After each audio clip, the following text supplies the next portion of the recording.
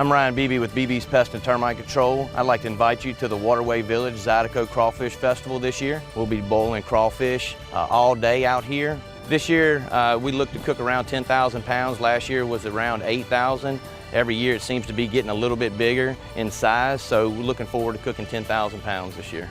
We start this process early in the morning around 4 a.m. and usually have the first drop around 10 that morning, and it just kind of continues throughout the day. Not a crawfish lover, there's other things, kid activities, local artists out here where you can buy their paintings and things like that, so a lot of things to do other than the crawfish, the art. There's bands, kid zone for the kids to come out and play. Again, this is Ryan Beebe with Beebe's Pest and Termite Control. Looking forward to seeing you guys down here in the spring for the Waterway Village Zydeco Crawfish Festival.